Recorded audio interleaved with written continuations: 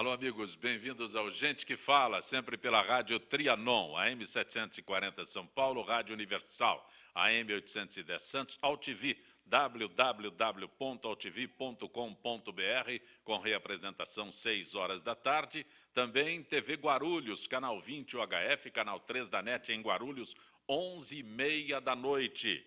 O nosso blog, gentequefala.com.br, nossa fanpage, Facebook/programa Gente que Fala, WhatsApp é São Paulo 974012235, chat no site da AltV, ainda o telefone à sua disposição, 50526622. Convidado de hoje, Regis de Oliveira. Regis de Oliveira, prazer tê-lo aqui. Prazer meu, Zacopé. E está sempre aqui Eu com você. abreviei todo o teu currículo aqui, eu sempre digo que é um currículo fantástico, né? Um currículo bastante intenso. Andamos fazendo algumas coisas pela Muita, vida fora, foi né? até juiz em Garça. Pois é, até isso, né? Até isso. Meu jurisdicionado lá, né? Juiz em Garça, então, mas desembargador, Tribunal de Justiça de São Paulo, deputado federal, prefeito por São Paulo. O que você lembra quando eu anuncio você como prefeito Regis de Oliveira? Bom, um pouco de alegria e um pouco de tristeza, né? Porque isso foi um misto de realização pessoal e um misto de decepção com toda essa estrutura que eu vivi na época, né? Que era um prefeito que não condizia com a cidade, e a cidade estava completamente abandonada, né? Em diversos setores, especialmente transporte, saúde, educação, aquilo estava todo um desastre. Só tinha uma vantagem aquilo lá, que era o secretário de esportes que brilhava, né? O resto era um desastre total, né? E quando... Muito bom. Fausto Camunha era o secretário de esportes. E quando te anuncio como deputado federal? Também tenho recordações ótimas de ter sido deputado. Foi também um período conturbado, porque eu participei do começo do governo Fernando Henrique. Então, com todas aquelas mudanças estruturais que ele propôs na Constituição da República, que era a privatização, quebra do monopólio da Petrobras, quebra do monopólio de transporte de cabotagem. Então, houve uma alteração da Previdência Social, a reforma administrativa. Foram reformas duras para o país, mas que foram feitas.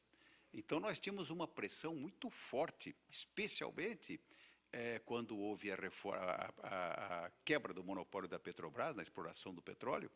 Foi um desastre, né? Os petroleiros invadiram o Congresso e ostensivamente, gritando. Então, foi um período difícil, mas foi um período de grandes avanços que o ex-presidente fez. Quando você diz pressão, que tipo de pressão? Porque a gente que está fora, eu não sou jornalista agora, eu sou o cidadão que voto e vejo os deputados em seu trabalho na Câmara Federal. Que tipo de pressão, que eu não consigo entender, sofre um deputado? Que você não foi deputado, para você entender isso. Você chega ali na porta, por exemplo, estava lá a reforma da quebra do monopólio da exploração do petróleo pela Petrobras. Os petroleiros eles invadem a Câmara, ficam ali na porta da entrada. Então, você é obrigado a passar, eles não te agridem, não te hostilizam fisicamente, mas gritando, aos gritos, deputado, vê lá o que vai acontecer, sabe, gritando, uma pressão bárbara ali, né? E agora, por exemplo, eu tenho voltado, às vezes, à Câmara, e também teve lá agora, recentemente, um veto que a presidente fez a um reajuste do judiciário. Estavam lá todos os cartorários do judiciário do país inteiro gritando, não mais para mim, graças a Deus, mas gritando aos deputados para que rejeitasse que rejeitasse o veto da presidente. Quer dizer, ficam ali na porta, sabe? Depois você recebe. Eu me lembro dos Correios, o pessoal dos Correios, foi meu gabinete. O gabinete é uma saletinha pequenininha que tem lá. Foram mais de 200, invadiram meu gabinete com pressão, pedindo para eu retirar um projeto e tal, né? Então, esse tipo de pressão que você sofre. Ao lado disso, você tem a pressão do partido para votar A, B ou C. Na minha última participação no Congresso, eu integrava o PSC, Partido Social Cristão. Então, você imagine uma sigla dominada por evangélicos, e eu dei um voto a favor do aborto. Então, você imagina também a pressão interna do partido. Ninguém falou nada. Ninguém Você te questionou? percebe, não, ninguém me questionou, porque sabiam da minha independência nessas questões. Mas nem teria argumentação para te interpelar. Ah, tem, porque o argumento básico que eles tinham é isso: Deus que dá a vida, então Deus só Deus pode tirar. Um argumento de quinta categoria, né? Não por causa de Deus, claro, mas por causa o Deus não tem nada com isso. Isso é uma matéria que está sendo decidida pelos humanos, não tem nada a ver com vida, com transcendência, com paraíso, com coisa divina, nada. É o problema da mulher, a mulher que tem no seu seio alguém que ela não quer, por exemplo, foi vítima lá de um sei lá, uma prostituição, então ela tem esse relacionamento e engravida e não quer aquele ser dentro dela, né?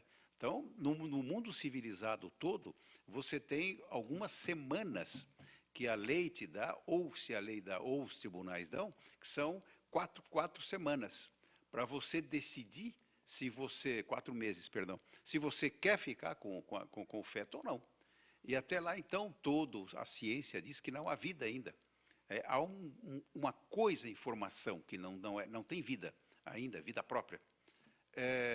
Então, todos os países da Europa aceitam isso, é tranquilo, é uma decisão da mulher, nos primeiros 4 meses da gestação. Depois não pode mais. Sim. Então, foi isso que a gente estava tentando discutir. Mas a pressão da igreja sobre isso, de todas as categorias, igreja evangélica, igreja católica, os espíritas, todo mundo pressionando, todo mundo vinha mandar mensagem, vinha pressionar, entendeu? Então, sofre muita pressão no Congresso Nacional. Depende da matéria que você vai decidir, você tem muita pressão de lado a lado. Por exemplo, surgiu lá o problema do casamento homossexual, por exemplo, né? Então, você tem uma pressão muito forte da igreja, que não aceita, aí dos setores mais conservadores da sociedade, e, de outro lado, você tem toda uma pressão também de feministas, etc., que querem aquilo, de homossexuais e tal. Então, você tem um choque de confronto, que é natural na casa parlamentar. É natural, eu não digo que seja excepcional, não. São coisas absolutamente naturais, esse tipo de pressão, de lado a lado. Um querendo a aprovação de certas coisas, outro rejeitando a aprovação dessas coisas.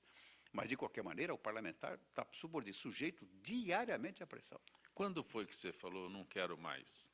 Foi quando eu tive agora na minha última campanha, eu tive 81 mil votos e não entrei.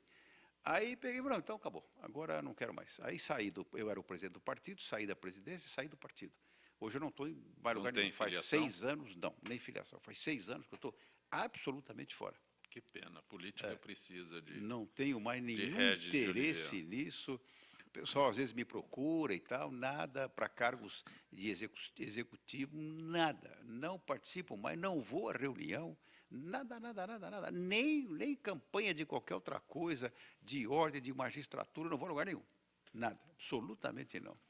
Regis de Oliveira, hoje, 7 de setembro, 193 anos de independência, não é? Desde que Dom Pedro proclamou a independência do Brasil. Eu não vou pedir para você fazer, mas hoje, temos o que comemorar quando falamos em independência do Brasil? Nós temos que comemorar um país de muita diversidade cultural, que tem suas restrições, que tem seus preconceitos, mas que são suavizados de alguma maneira. Temos uma sociedade maravilhosa, mas sempre tem um mas, né? Um Estado que é um desastre, uma classe política que nos envergonha a todo instante, uma presidente tíbia, uma presidente que eventualmente é hostil, sabe gritar, mas não sabe administrar. E o país está completamente à deriva, na minha visão. O país está completamente perdido, não tem um ministério a apresentar, que apresente serviços, alternativas. Veja, nós estamos sem alternativas no Brasil de hoje. Quer dizer, a presidente é uma mulher fraca, em termos de decidibilidade, ela não decide, ela está amedrontada e preocupada com todos os lados. O Partido dos Trabalhadores, que até então vinha com uma imagem correta, de ética na política, detonou completamente, é um partido que virou símbolo de corrupção hoje no país. O ex-presidente, que também tem grande parcela de culpa, envolvido em série de problemas, não se pegou nada ainda, mas é óbvio que todo mundo ao lado dele tem problemas, é óbvio que ele tem também, só que não pega. Então, para se comprovar isso, precisa realmente toda a investigação, então a gente não pode estar apontando o dedo, né? Mas são indícios, são sintomas. Então, o país está completamente perdido, são medidas suas horas. Agora, um orçamento, veja bem, a apresentação de um orçamento com déficit. Como é que pode? Mas não pode, juridicamente pode. O problema é que economicamente não tem sentido. Você já começa o ano devendo 30 bilhões de reais. Ou seja, tem que cortar na carne, tem que demitir, tem que exonerar, tem que cortar cargos de comissão, funções de confiança, cortar ministério, põe todo mundo para fora. É uma pergunta que eu faço. Você vai cortar cargos de amigos ou de técnicos? Não, você tem que cortar os cargos em comissão e as funções de confiança. Os de amigos? O técnico, claro, é de amigos, você tem que cortar na carne. Porque o técnico, ele está lá e está prestando um bom serviço, né? Agora, você tem... E aí, se tivéssemos uma presidente forte, ela faria uma reunião com os presidentes do Legislativo e do Judiciário e faria um apelo também para eles reduzirem seus cargos, para fazer um esforço brutal, hercúleo, porque quem jogou o partido onde estamos foi o atual governo. O Partido dos Trabalhadores junto com o governo, foram eles, e também o PMDB envolvido, de todos os partidos que davam sustentação ao presidente. Ninguém pode dizer que não tem culpa nisso, porque víamos nitidamente onde o país ia indo. E mais, uma pessoa que mentiu ardorosamente na campanha, dizendo que era assim, que estava assim, que não era nada daquilo. O país já estava à deriva há tempos atrás. Não tomou medidas, agora vem dizer que realmente não percebeu. Bom, então para que serve o ministério que está lá, se o ministério não percebeu isso? Para que servia o ministro da Fazenda, que não percebeu isso? O ministro do Planejamento, que não percebeu isso? Quer dizer, ninguém percebeu nada disso. Quer dizer, fantasmagoria, picaretagem, tudo isso envolvido junto da presidência da República, na presidência da República. Não é? A corrupção que envolveu a quebra da maior empresa brasileira e outras tantas que vão no mesmo caminho. Quer dizer, num vexame mundial, internacional, e o Brasil agora corre o risco de ter nota rebaixada, você vê como é a movimentação do câmbio no Brasil, né? O dólar subiu assustadoramente em pouco tempo. Quer dizer, estamos completamente perdidos. Não temos comandante. Não tem. Tem um poema do Walt Whitman, né, que fala, "Oh, Captain, my Captain", né? Oh, capitão, meu capitão, onde é que nós estamos? Né? Quer dizer, o barco não tem capitão, não tem. Então, quem está mandando são os grumetes, né? É o pessoal lá de baixo que está decidindo.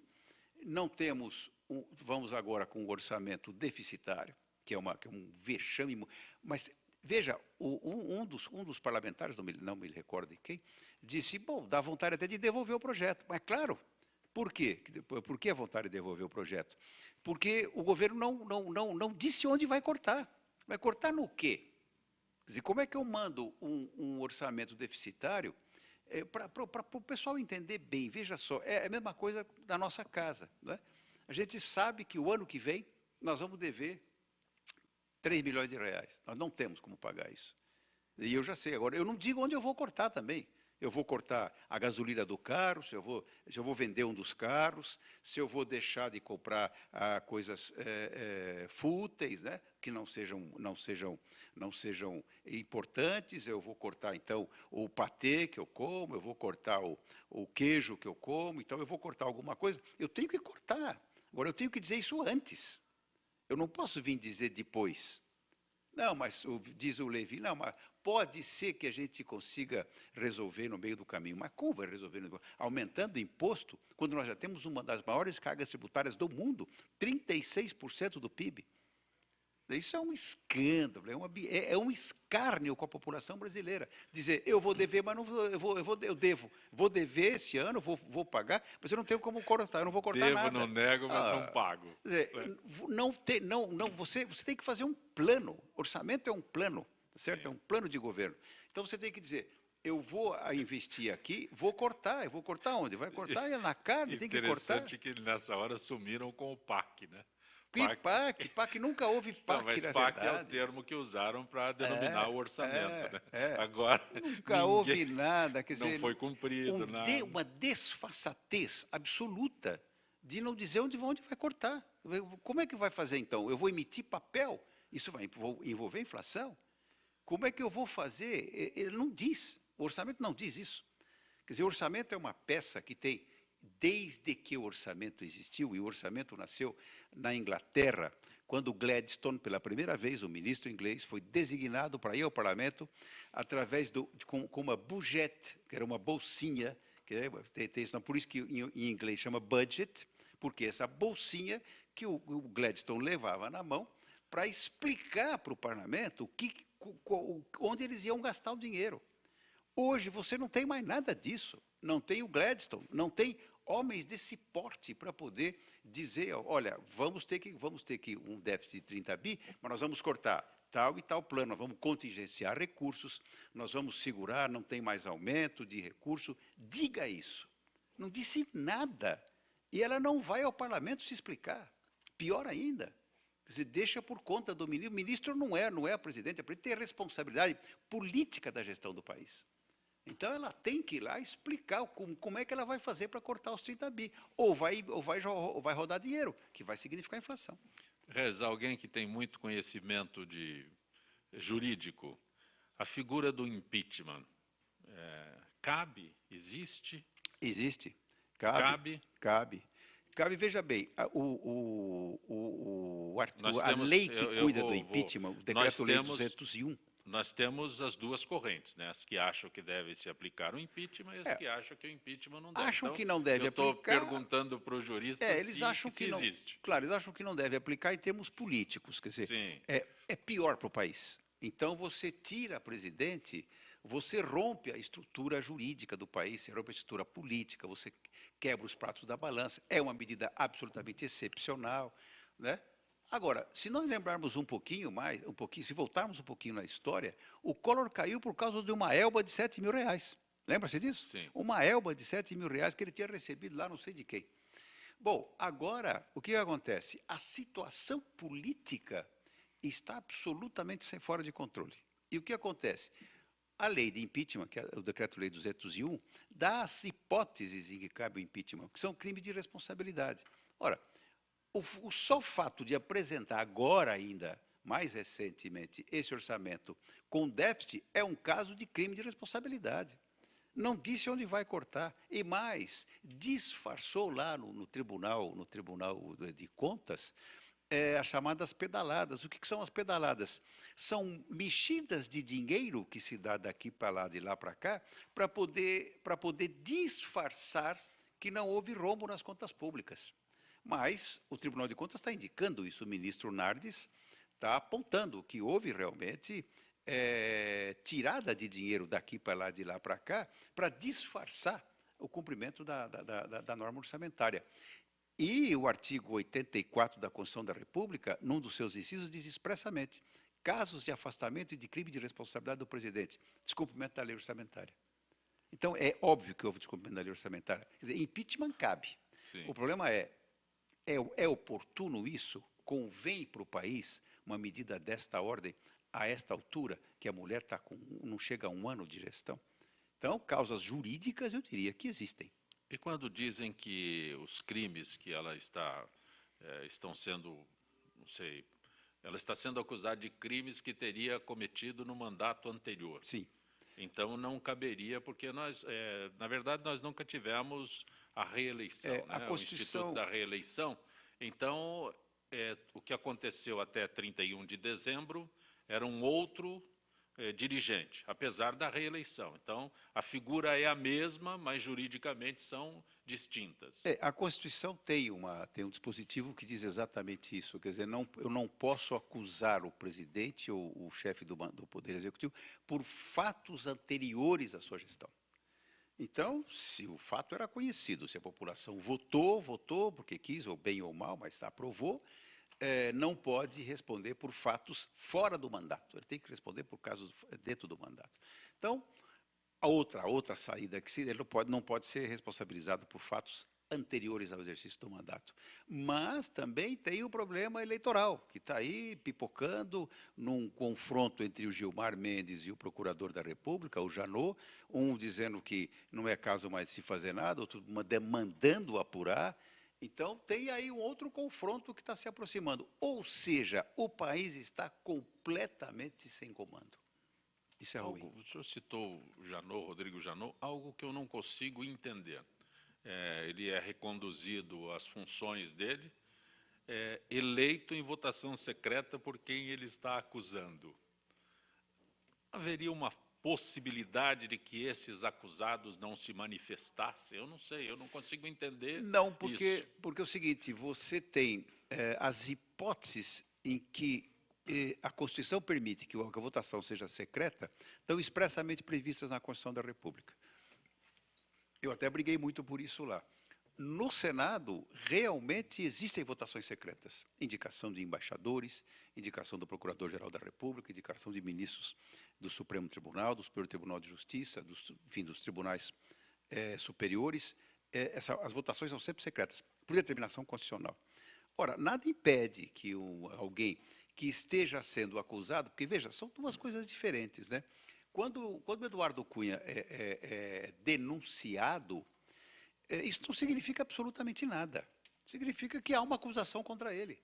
E vai se iniciar um procedimento, um processo, esses processos vão ser apurados. E não há motivo nenhum para ele renunciar também. O pessoal muito, não, tem que renunciar à presidência da Câmara. Não tem nada. Ele foi eleito legitimamente, está lá por causa disso. Então, está lá porque foi eleito para isso.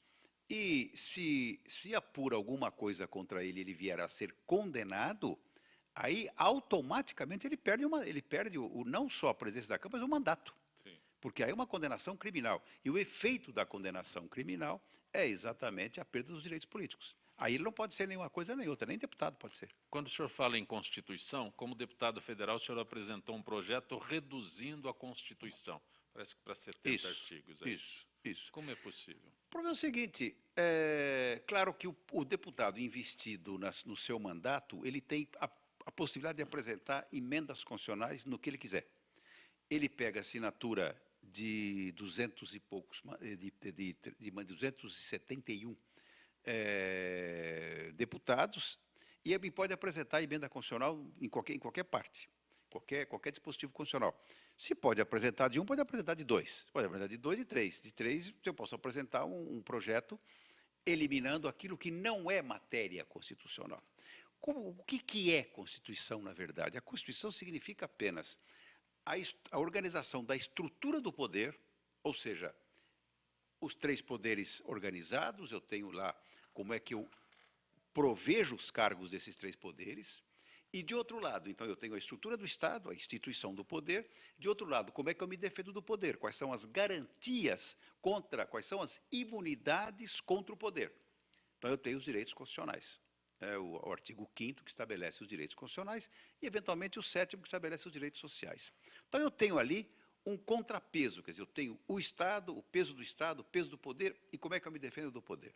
Só. Isso é constitucional. O resto não é constitucional. Constitucional é só, quando se fala em Constituição, se fala em estrutura de poder. O que tem a Constituição? O que foi enfiado na Constituição? Enfiaram. Tudo. E todo mundo quer entrar. Agora, por exemplo, estão querendo colocar a advocacia do Estado também na Constituição. Tudo quer ir para a Constituição. Índio que está na Constituição, educação. Por que eu preciso ter educação na Constituição da República? Cultura na Constituição da República? Saúde na Constituição da República? Eu não tenho que ter nada disso, isso é matéria legal. Isso é matéria legal, é a lei que é o grande instrumento de constituição da cidadania. Não é a Constituição. Os Estados Unidos não têm Constituição, a Inglaterra não tem Constituição. E aí vai dizer que lá não funciona? Esse é que é o problema. Por que tem educação nos Estados Unidos, não tem aqui nós temos na Constituição e lá não tem? Não adianta nada ficar enfiando coisa na Constituição. Não está escrito lá que nós temos direito à moradia, tem direito à saúde. Então, não temos nada disso. Nada.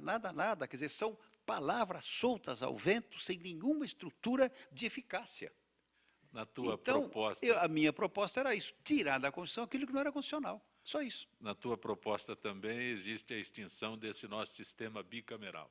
Existe. O senhor quer acabar com o quê? Com o Senado ou com a Câmara? Eu quero juntar os dois.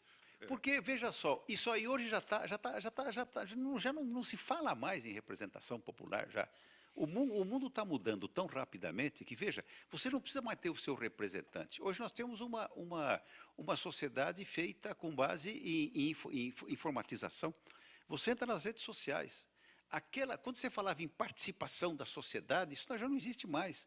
Você tem a interação da sociedade através das redes sociais. Você comunica, você se reúne, você faz aí reuniões populares chamado pela internet, chamando nas redes populares, vamos fazer uma manifestação contra A, B ou C ou D na Avenida Paulista. De repente aparece 1 milhão de pessoas na Avenida Paulista, né? Sem nenhum comando político, ninguém fez chamada nem nada, tem lá 150 mil pessoas, tem 200 mil pessoas, é um mundo de gente, né? Então você perde um pouco esse sentido da representatividade. Como é que eu imagino um parlamento hoje? Você teria, por exemplo, os jornalistas, o sindicato dos jornais indicaria um membro integrante de um conselho, né? Formado, você podia reduzir para 300, que 513 é muita gente, para ter toda uma estrutura, mais 81. Mais 81, é muita gente. Então, você reduz aquilo, por exemplo, Federação das Indústrias, vai indicar um ou dois deputados. E você faz a seleção interna. E mais, se o cara for para lá e não te representar bem, você tira e põe outro. Entendeu? Quer dizer, hoje você não tem como tirar o parlamentar. Se extingue as eleições também. Se extingue as eleições, acaba com a eleição. A eleição é feita interna dos sindicatos e o sindicato indica quem ele quiser. E o Senado? Como é que você faz com o Senado, se é que você quer manter o Senado? A Assembleia, quem representa o povo de São Paulo? Assembleia. Bem ou mal, não importa, mas é a Assembleia do Estado. Então, a Assembleia é que indica os três senadores. Se o cara votar contra São Paulo, se não for bem contra São Paulo, tira, caça, põe outro. É muito mais racional. Aliás, esse número 3 foi imposto no regime militar para conseguir a maioria. Claro, então, voltaríamos aos 2. Acabaram com os territórios, antigos territórios nacionais que existiam, transformaram o território da capital em Estado para poder mandar no país. Foi um jogo militar. Mas isso ninguém quer acabar. Todo mundo fala que é militar, mas não, isso aí foi bom, isso aí deixa. Entendeu? É militar, mas é bom. É bom. Por que Brasília tem que ter um governador, tem que ter um parlamento? Eu comprei briga brutal lá com Brasília. Os deputados, você está acabando com o nosso mandato. Não é acabar com ninguém, gente, é pensando no país. É o que o pessoal está dizendo agora, não tem que pensar no país. Claro que tem que pensar no país, então vamos pensar grande no país. Vamos cortar na carne. Vamos cortar, vamos acabar. Tem estados que não têm nenhuma condição de subsistência. Você está muito cruel com os parlamentares. Mas se você quiser, se você quiser realmente ter um país como tem que ser, entendeu? Perfeito. Então, você não precisa gastar essa monstruosidade que tem, Tribunal Eleitoral, todos os tribunais. Você conhece o Tribunal Eleitoral do Brasília, o TSE? Sim. Tribunal Superior Eleitoral? Monstruoso. É um monstro daquele para 7 ministros. É um escândalo. Consta, eu nunca fui lá, mas consta que tem uma garagem para 4 mil veículos. Meu Deus do céu. Estamos rasgando dinheiro e jogando no lixo. Entendeu? Não precisa disso tudo. Nós estamos conversando com o Regis de Oliveira. Vamos para o intervalo no Gente que Fala. Retornaremos em instantes.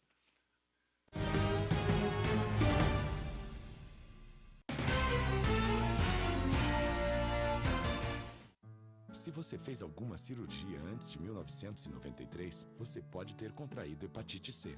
Por isso, você precisa fazer o teste. A hepatite C pode ficar anos sem apresentar sintomas, podendo evoluir para câncer, cirrose e até levar à morte. Não corra esse risco. Procure uma unidade de saúde e faça o teste. Ele é rápido, seguro e sigiloso. Quanto antes for feito o diagnóstico, melhor. Hepatite C. O teste é o primeiro passo para a cura. Ministério da Saúde. É o governo federal trabalhando para o Brasil avançar.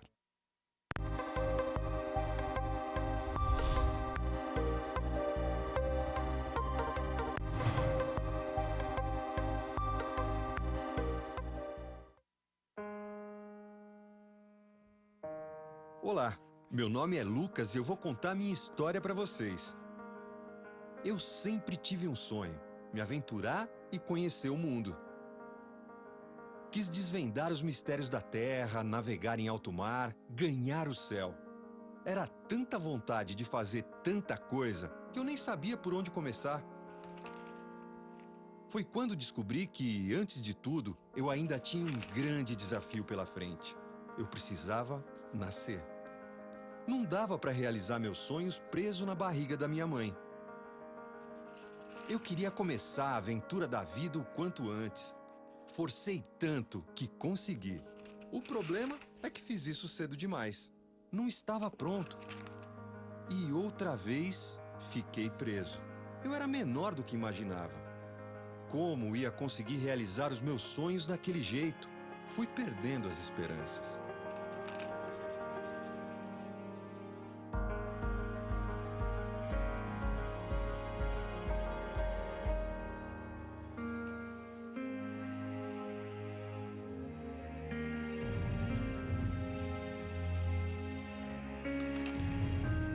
Foi quando descobri que tinha uma coisa que podia me ajudar muito: leite materno. Mas a minha mãe ainda não podia me dar. E com a doação de outras mulheres, eu poderia ser salvo. E foi assim, com a ajuda delas, que eu consegui crescer e ganhar força para a aventura da vida. Inclusive,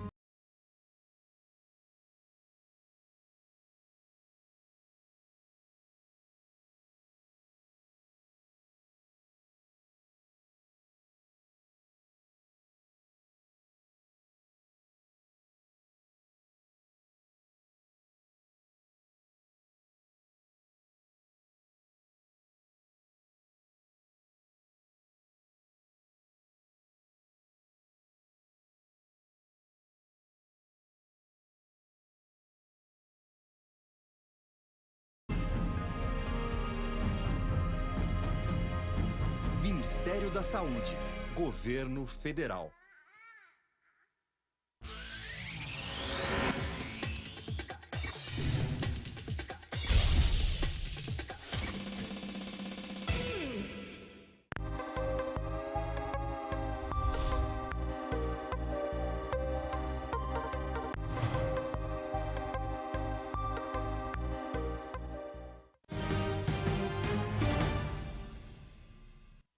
Você está conosco no Gente que Fala, pela Rádio Trianon, AM 740 São Paulo, Rádio Universal, AM 810 Santos, AltV, www.altv.com.br, reapresentação 6 horas da tarde, TV Guarulhos, canal 20, UHF, canal 3 da NET em Guarulhos, 11h30 da noite. Nosso blog, gentequefala.com.br, nossa fanpage, Facebook/programa Gente que Fala, nosso telefone 50526622. Neste dia 7 de setembro, tiramos ele do desfile e trouxemos para os estúdios da AltV e da Rádio Trianon, Regis de Oliveira. Regis, esse trabalho todo que você realizou quando parlamentar, um deles bastante discutido, é sobre a liberação, posso dizer liberação de jogos, claro, abertura, claro. Abertura de cassinos, né? Na época discutia-se o bingo, hoje discute-se a abertura dos jogos, né? Sim. Então, como é que é isso, né? Olha, isso, uma das dimensões do homem é a dimensão lúdica, né? O homem gosta de esporte, gosta de jogo, gosta de lazer, e aí criou-se lá, o Zico acabou tendo a iniciativa, depois o Pelé, só que aquilo foi deturpado. Então virou uma confusão danada, né? O bingo, até que declararam que revogaram as leis e acabou isso tudo. O jogo terminou no Brasil com o Eurico Gaspar Dutra, né? Por quê? Porque a mulher dele era uma carola e impôs ao Dutra que fechasse o jogo. Por quê? Porque havia os cassinos todos fantásticos, as mulheres todas formosas e que dançavam como se dançava na França, com as pernas de fora. Então, bom, o Dutra, num gesto de moralização, fechou tudo. E hoje se discute esse problema, né? Eu acho que o Estado tem que ter seus limites. O Estado não pode tudo. Porque quando você cria o Estado, para que ele serve? Ele serve para me dar segurança. Para gerar. Para me dar segurança. Para ser gestor. Para ser gestor, mas desde que não entre na minha intimidade. Ele não tem nada com a intimidade de cada um. Ele não pode entrar, como se prevê lá no George Orwell, né? A fiscalização total de tudo.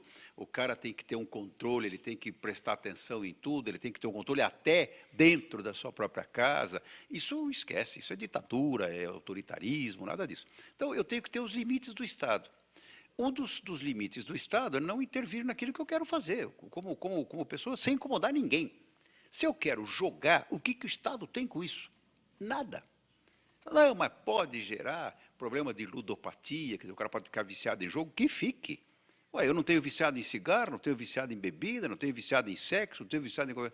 Tem tudo. O homem é muito diverso. As pessoas humanas são seres absolutamente individuais, eu não tenho como padronizar isso. E na medida que eu não posso padronizar o ser humano, eu tenho que disciplinar apenas aquilo que é importante para a sociedade, para viver em comunhão. O Freud diz uma frase que é espetacular, ele diz, a civilização começa com a repressão. Então eu tenho que reprimir, e isso é uma grande verdade, porque senão o homem fica solto, ele fica no estado de natureza. E o estado de natureza, ele faz o que ele quer. Então eu tenho que reprimir os instintos. E Marquise diz exatamente isso.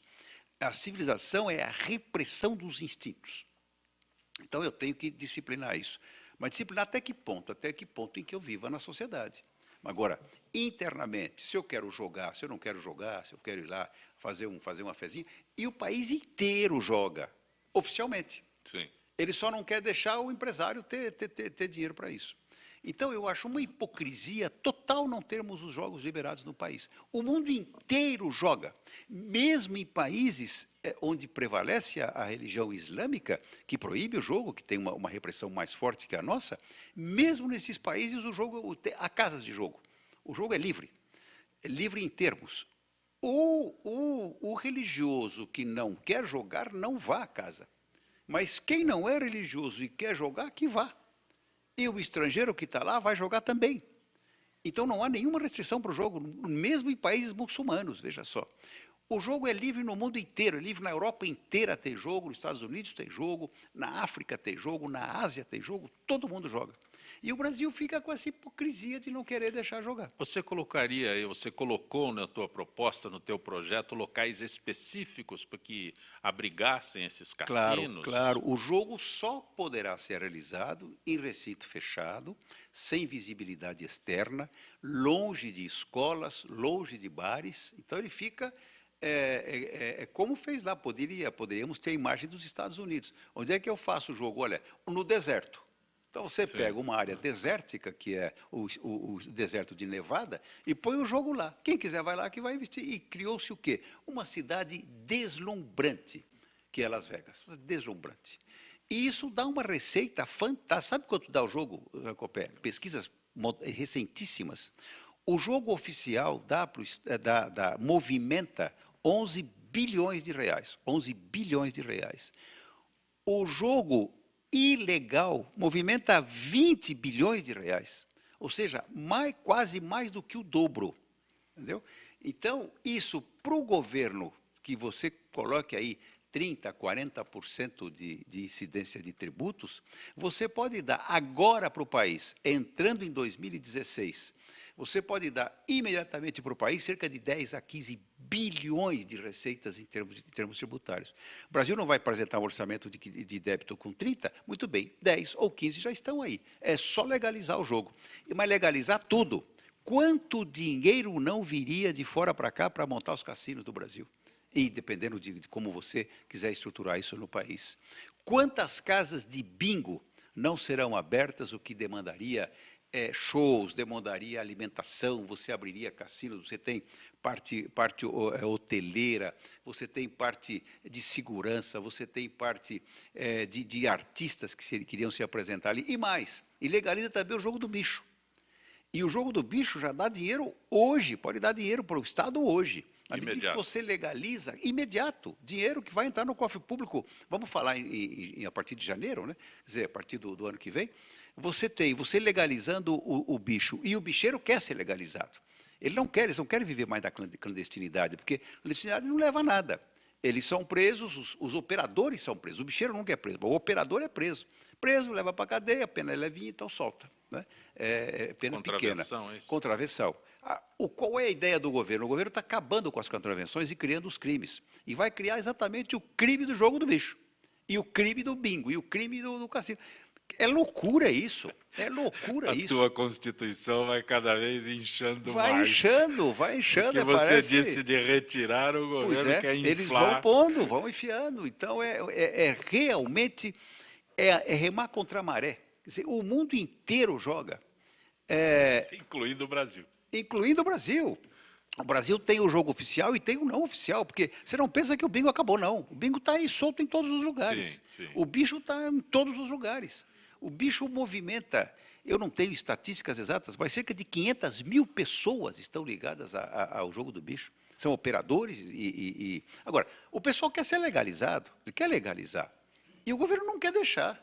Quer dizer, é coisa insana, só no Brasil mesmo para acontecer isso. Né? Regis de Oliveira. E o Regis de Oliveira, autor? Como é que você encontra tempo para... A gente encontra tempo para tudo. Deixa eu fazer um registro muito especial entre os teus títulos.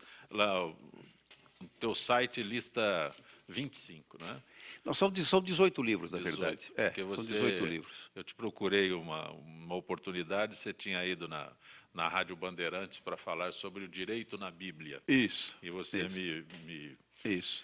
me ofereceu textos, alguns livros autografados. A Esther queria um livro autografado. Mas aí eu me surpreendo que você ainda tenha tempo para 18, além daquele mais 17.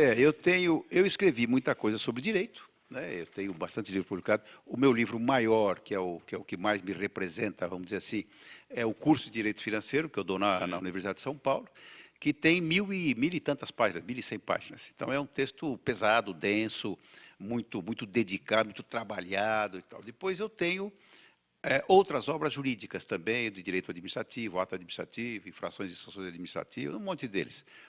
E acabei escrevendo também o direito na Bíblia. Foi uma pesquisa que eu fiz sobre a Bíblia à luz do direito. Então, o que é que tem em cada livro da Bíblia que seja jurídico, né? Só para o nosso espectador aí, ouvinte, ter uma ideia do que se trata. Paraíso, Adão e Eva. Então, Deus disse a ele, olha, vocês podem fazer o que vocês quiserem, menos comer o fruto daquela árvore. O que é isso em direito? É uma regra jurídica. Ou seja, a primeira Constituição que foi dada, né? Aí o que a Eva faz? Ela vai, pega a fruta proibida e dá para o Adão come também, os dois. O que é isso? Uma infração, um crime. Né, ou um pecado na linguagem cristã, mas em termos jurídicos é um crime. E aí Deus fala, vem cá, Adão. O que é isso, vem cá, Adão? Vem responder perante mim. É o papel do oficial de justiça, né, que cita alguém para ir lá em juízo se defender. O Adão vai dizer, senhor, não sou eu, foi ela. O que é isso? Coautoria. Duas pessoas que se unem para cometer um crime. Aí o que faz Deus no julgamento? Olha, eu não vou aceitar as suas razões, julgo improcedente suas razões e vou aplicar a condenação, os dois fora daqui. Ele condena, decide, julga e executa a pena. Abre a porta do paraíso, os dois para fora, cai fora. Então, tudo isso aí é direito, tudo isso aí é jurídico. Né? Então, eu faço um exame de toda a Bíblia, o julgamento de Jesus, por exemplo. Escrevi um artigo recente, saiu aí num site chamado Jus Econômico. Lá está lá o julgamento de Jesus. Não houve acusação, não houve defesa e não houve julgamento. Esse foi o julgamento de Jesus, não houve nada. Olha que interessante isso, né? Por quê? Qual foi a acusação? Você se diz rei dos judeus? Ele não falou nada, ele não respondeu. Exercendo o direito do silêncio, que foi exercido recentemente, e o pessoal que vai na CPI se nega a recusar. É um direito sagrado, é um direito bíblico, o silêncio. Né? Não vou responder, pô. Isso pode ser feito. Né? Isso nós estamos vendo exemplos de hoje aqui que são bíblicos. Né? Aí o que acontece? Não houve, portanto, acusação, não houve defesa, ninguém defendeu, e não houve julgamento. O que aconteceu simplesmente? O cara lavou a mão, né? Falou, não vou ser culpado do sangue desse justo, e entregou para execução. Não houve nada, quer dizer, um troço louco. Sim. Então, todos esses fatos eu vou examinando ao longo do texto. É bastante interessante. E por que o tema homossexualidade nesse? Isso foi um tema que nós discutimos no Congresso Nacional, que era exatamente... O Congresso queria fazer o seguinte, o que diz a Constituição quando fala da união estável? Fala união estável entre homem e mulher. Isso está na Constituição da República. O que queria fazer o congressista? Vamos considerar, considera-se união, porque lá fala assim, gozará da proteção do Estado a união estável entre homem e mulher. Ponto, está na Constituição. O que queria fazer o legislador? Considera-se união estável a união de dois adultos. Pronto, escapava daquela restrição lá em cima de homem e mulher. E isso deu margem a uma discussão brutal, e que eu estudei o assunto, eu fui pesquisar o mundo inteiro, pesquisei a bibliografia toda sobre homossexualidade. E aí eu fiz um estudo mitológico, porque na mitologia tem homossexualidade. Fiz um estudo religioso, também tem homossexualidade, e rebati argumentos que os pastores dão em relação à Bíblia, né? Porque a Bíblia não fala, ela não proíbe isso, não fala em nenhum momento isso. Fiz um estudo filosófico de se existe uma natureza humana a determinar os gêneros, os sexos, e fiz um estudo jurídico. E cheguei à conclusão, então, que o Estado não tem que se meter nisso. Não tem nada que o Estado criar problema para legalizar, para adotar, faz o que quiser. Não tem restrições para isso. E o que diz a psicologia? A sexualidade se define até os 4, 5 anos de idade. E ela vai explodir a qualquer hora. Então, você pode ter um homem homossexual, uma mulher também homossexual, aos 10 anos, aos 20 anos, aos 30 anos, aos 40, em qualquer idade. Não há problema nenhum. Isso é explicado pela psicologia, né? Então, eu não vejo nenhuma resistência nisso. E acabei, para defender isso em Juiz e no Congresso, escrevendo um livro, que tem 300 páginas sobre esse assunto, né? E tudo aquilo que eu escrevi, a publicação foi antes da decisão do Supremo, está tudo na decisão do Supremo. Pode adotar? Pode adotar. O que o Estado tem com isso? Ele quer o quê? Que as crianças fiquem abandonadas, pobres, passando fome, e não querem entregar para um casal criar, um casal homossexual criar. Essa tua liberalidade causou muitos problemas ao longo da tua vida? Causou, com certeza. A tua defesa com certeza. O homem pode jogar, a mulher é dona do próprio corpo. Esses são assuntos chocantes. Claro, há argumentos contrários, claro, eu respeito o argumento de quem pensa diferente de mim, claro. Seria absurdo eu pensar que não, eu penso assim, então todo mundo tem que pensar assim. Isso é ridículo, né? Então, o mundo é importante para a diversidade, e o parlamento é importante para isso, né? Para discutir exatamente essas diferenças todas.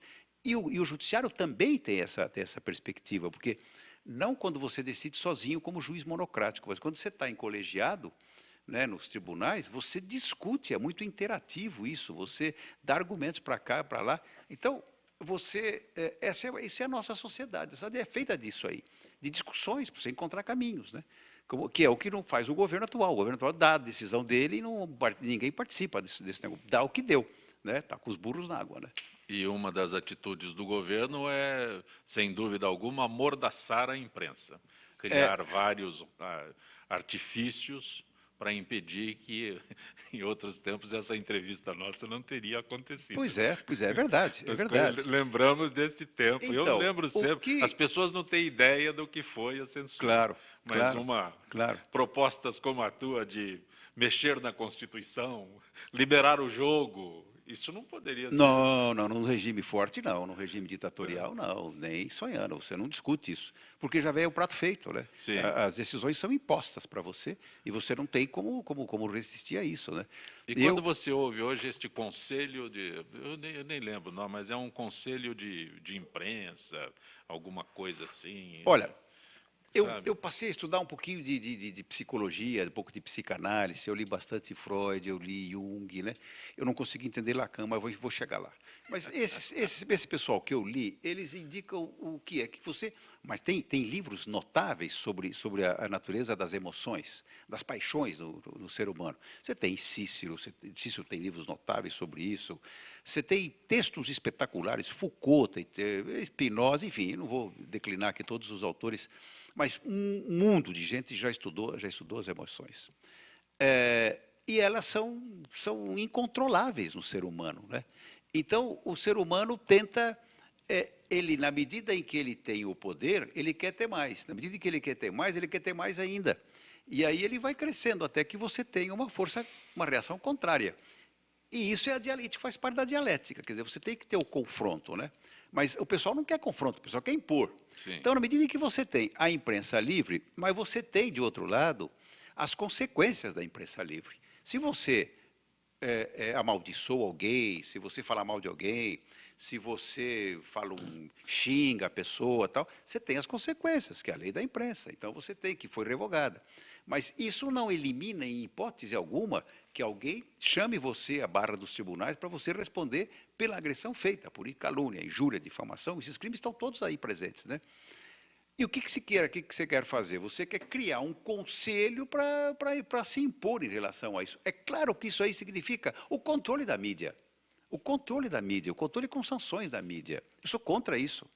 Tem nada que controlar a mídia, coisa alguma, né?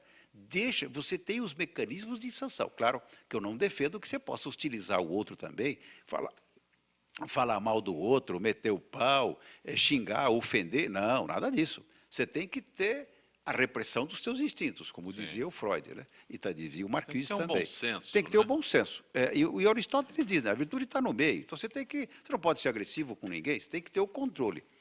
Olha, para isso já existem os controles legais todos. Agora, quando você fala em controlar a mídia, isso me cheira muito a período ditatorial.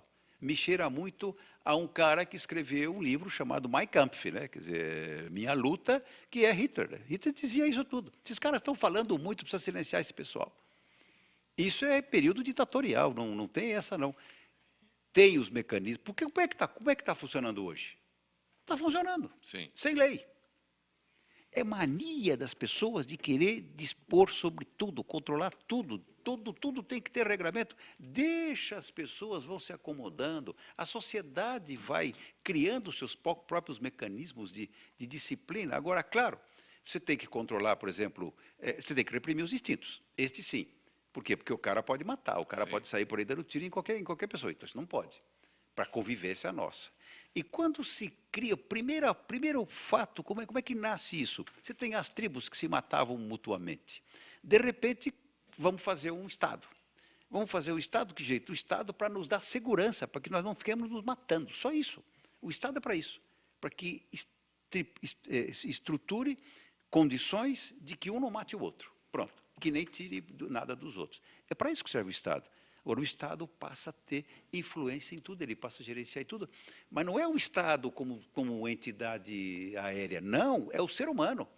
O ser humano quer controlar o outro, quer matar o outro. Quer o poder. E o poder, se você não restringir o poder se expande, o poder não tem limite. Uma última pergunta, quem tem 18 títulos publicados. Essa discussão sobre os direitos autorais em biografias não autorizadas. Como é que você analisa isso?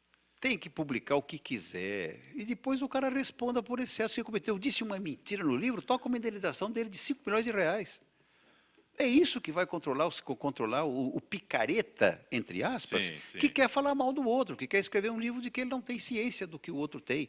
Ele inventa mentira, inventa coisas que não existiram. E depois responde por isso. Eu provo que aquilo não é verdade. Então, eu tenho uma indenização. Já existem todos os itens que você pode recorrer para impedir que isso aconteça. Tem tudo. Tá? Lei nós temos de monte. O problema é, o Norberto Bobbio, que tem um livro muito interessante sobre isso. Leis tem para toda coisa. O que nós temos que fazer é executar, é dar eficácia às leis, para que elas sejam realmente cumpridas. Não é? E como é que é o Regis? Pô, eu fico conversando com o Regis, eu me entusiasmo. Regis, professor. Me deu muita experiência, né? O contato com o aluno é muito interessante. O primeiro impacto que você tem, Zé Copeco, então chegava lá como desembargador do Tribunal de Justiça de São Paulo, desembargador e tal. Vira um menino, um jovenzinho de 17, e fala, escuta, você, sabe, chama de você, então você é tratado no tribunal com todas as honras, né? Você chega no tribunal, está tudo lá preparado. É um choque muito grande. Mas isso, eu me lembro muito disso, quando era um costume romano que existia, porque quando os Césares e os imperadores todos ganhavam uma grande batalha contra seus inimigos, eles entravam em Roma num dia de triunfo. Sim. Roma parava. E o cara entrava, o César entrava com todas as horas. Atrás dele, era um costume real, atrás dele vinha um cara falando assim, memento mori, lembra-se que você vai morrer. Sim. Para o quê? Para o cara abaixar a bola, como se diz hoje, né? Para o cara saber que ele é mortal, ele não tem as honras, nada daquilo, sabe? Isso é muito importante. Então, essa vaidade de ter um rótulo, eu tive todos os rótulos que eu quis. Sim. Nada disso me vai claro, me envaidece porque Sim, eu consegui coisas que eu queria, né? Mas uma carreira a partir vitoriosa. daí, É uma carreira vitoriosa. claro, a partir daí eu não posso ser o todo sabedor de tudo, o bola cheia, quer dizer, não, nada disso. Vem Você pro não é mundo, nada, né? e quando falou tio, É isso aí. Aí você passa a ver que você não é nada. É o memento mori dos romanos. Lembra que você é mortal. Não é? Regis de Oliveira, como é possível acessar para ter estes livros que você é autor? Olha, a Estão à editora, venda nas principais livrarias? nas principais livrarias tem, especialmente as especializadas, as jurídicas, né? Tenho 2 romances também. E estão por aí, estão nas livrarias. O site, a editora principal é a Revista dos Tribunais, que hoje é Thomson Reuters, né? Que é uma das maiores empresas do mundo. Tenho também livro publicado pela Malheiros, pela LTD, né? Uma outra editora. Eu tenho livro pela Novo Século, meus 2 romances estão pela Novo Século, né? Então tem uma opção de coisa publicada aí. Regis de Oliveira, é sempre muito agradável tê-lo aqui no Gente que Fala. Muito Obrigado. bom neste dia 7 de setembro, especial ainda para que a gente pudesse conversar mais tranquilamente. Espero que encontre oportunidade para retornar aqui. Muito obrigado. Eu que agradeço esse espaço todo aí. E agradeço a gente ao falar teu mal dos secretário outros. de esportes. Pois é o nosso querido Fausto aí. Gente que Fala tem a direção-geral do jornalista Fausto Camunha, a diretora de produção Zenilda Salvato, redação Raela Brandão, Pedro Schiavon, na pauta José Carlos Sicarelli, produção cultural Ricardo Godoy, na rádio Trianon Benê, Cléo Rodrigues, Neildo Neres, Ricardo Valim, na direção da UTV Alberto Luchetti, na técnica James Eduardo, Marcelo Fontan, Sérgio Oliveira, Iago Matsumoto. Estaremos de volta amanhã, meio-dia. Grátis, bom final de feriado, até lá.